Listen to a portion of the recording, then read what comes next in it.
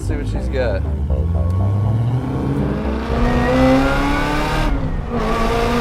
you go.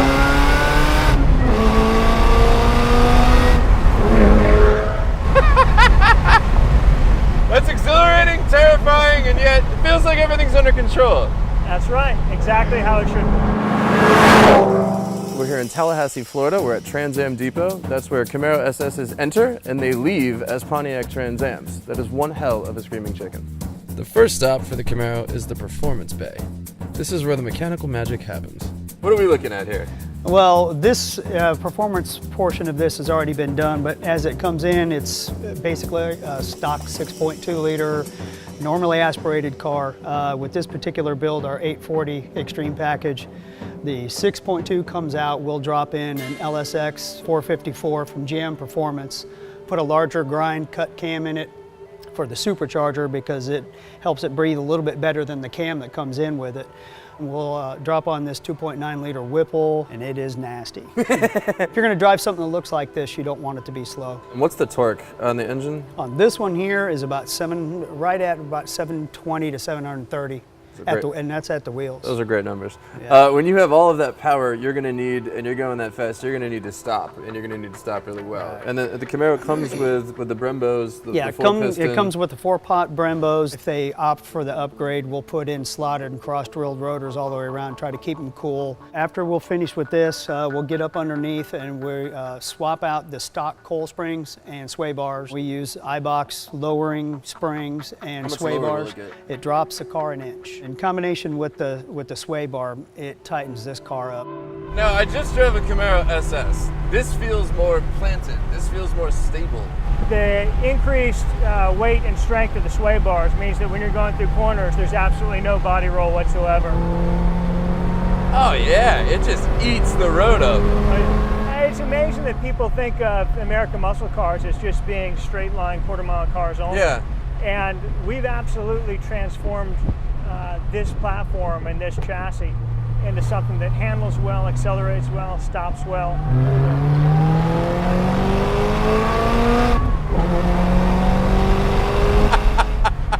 That doesn't get old. No, hammer third the way you just did. Yeah.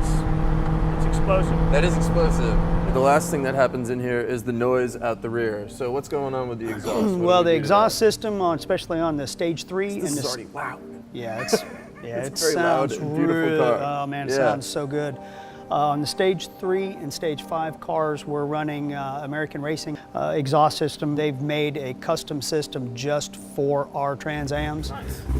Look at it shake itself. I love this. This is incredible. It's like it's almost so scared of its own exhaust. It's just like vibrating.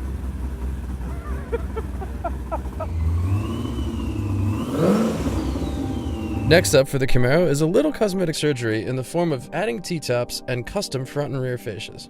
After that, there's a quick spray in the paint booth, and then it's on to finer detail work, like custom forged rims and a completely reimagined interior. So why did you and your brother decide to start this endeavor?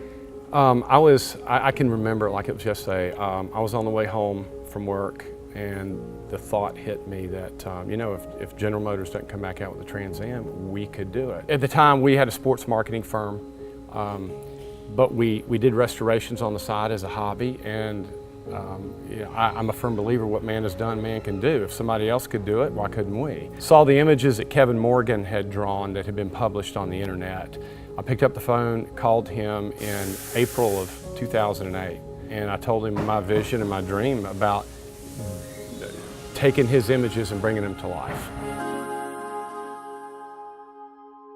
So what do you say to people who are like, you know, why should I spend, because some of the cars are in the six figures, you know, the entry level is, we're looking at what, 75,000? 75,000. That's a very expensive car. What do you say to people who say that the sticker might be too high? Look at what goes into actually transforming these cars.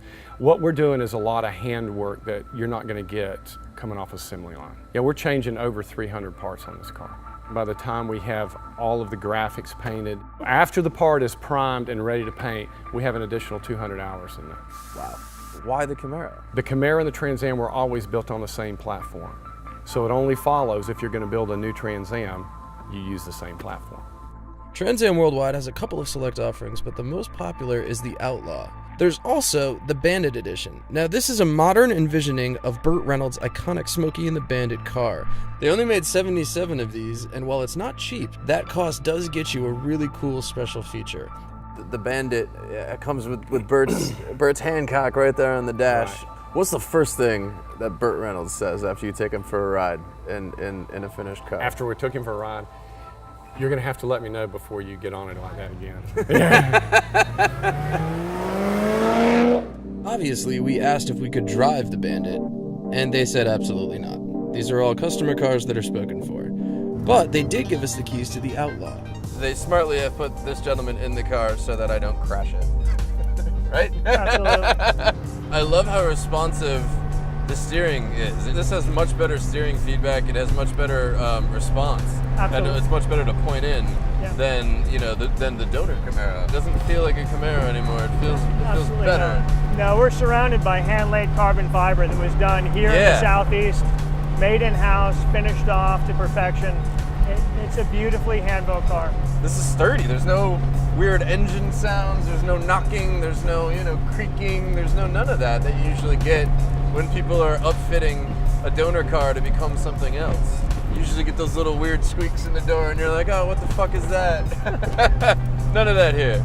I would spend so much more a year in gas just because I would be doing that the whole time. It's kind of amazing that you guys get any actual work done in the shop, because I would be like, oh, you know what? I think I need to go test the thing on the Outlaw. I'll be back. There's certainly a contest for keys. No doubt about it. The car, as I see it, only has a couple of drawbacks. It's probably not great for daily driving because you can actually chirp the wheels when you're going into third gear. Even at 120, you can actually break the wheels loose if you're shifting. So that's probably not a good daily driver. Although some people actually do. There's a grandma who actually got the 840 horsepower package, and we hear she takes it to the supermarket all the time. But this car is a proper beast, and if you love Trans Ams, you'll really appreciate all of the work and craftsmanship that has gone into resurrecting such an iconic vehicle. One last time!